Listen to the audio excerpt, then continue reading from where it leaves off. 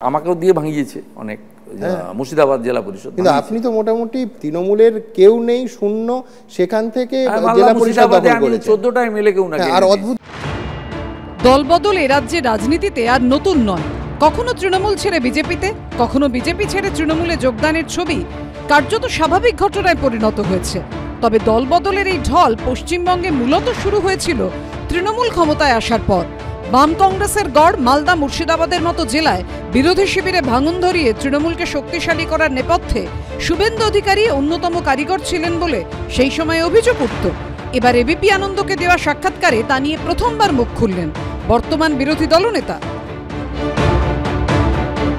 অদ্ভুত ব্যাপার শুভেন্দুদা, আপনি নিজে যখন দল ছাড়লেন, আমার মনে আছে আপনি 19শে ডিসেম্বর 2020 দল ছাড়লেন, 20 তারিখ স্টুডিওতে এসেছিলেন নিজে কিন্তু পদত্যাগ করে, তবে কেউ যাতে নৈতিকতার প্রশ্ন না তুলতে পারে।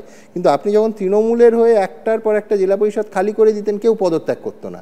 এইটা কেন? ওনার পলিসি আমি ইমপ্লিমেন্ট করেছি, আমার কোনো ব্যাপার না। উনি মুর্শিদাবাদ, মালদা, ওখানে মুকুল রায়কে দিয়ে পারেন, পূর্ণেন্দু বোসকে পাঠিয়েছিলেন, পারেননি।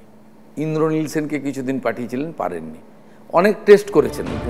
কংগ্রেস ও সিপিএম এর নেতাদের কিভাবে ভাঙিয়ে তৃণমূলে আনতেন তা নিয়েও এবিপি আনন্দকে দেওয়া সাক্ষাৎকারে একেবারে নাম নিয়ে চাঞ্চল্যকর দাবি করেছেন শুভেন্দু অধিকারী।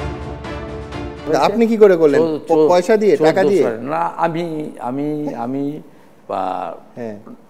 কিছু এমএলএ তো টাকা নিয়ে জয়েন করে, বিনামূল্যে তো হওয়ার কথা না কিছু, কিন্তু কিছু জন আবার আপনার পরিস্থিতিতেও এসেছে যে কংগ্রেসের এখানে ভবিষ্যৎ নেই, স্কোপটা তৃণমূল নিয়েছে। কি রকম টাকা পয়সা খরচ হয়, মানে কত টাকায় পশ্চিমবঙ্গে এমএলএ কেনা যায়? বলবো না, আমি মাইকে বলেছি।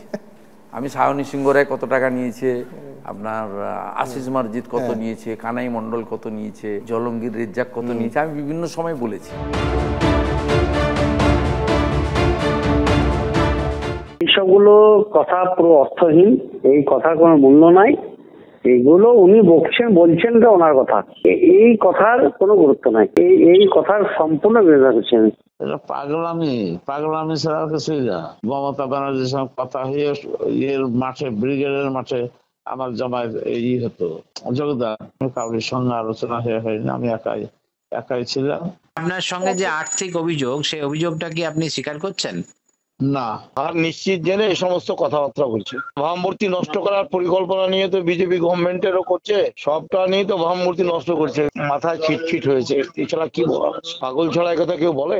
অভিযোগ তো মানার তো প্রশ্নই নাই।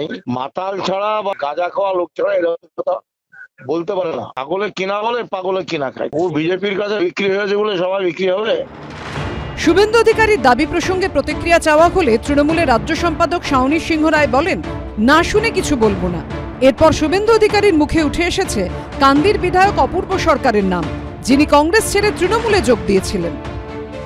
আমি ওনাদের পলিটিক্যাল সিচুয়েশন বুঝিয়েছি, ওনাদের যাদের নিডস আছে পূরণ করেছি, যাদের এলাকার ডেভেলপমেন্টের কিছু কমিটমেন্ট আছে সেগুলো মিট আপ করেছি।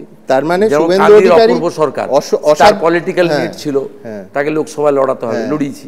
অপূর্ব সরকারকে পয়সা দিয়ে কেনা যায় না, আমি পলিটিক্যাল এলিমেন্ট।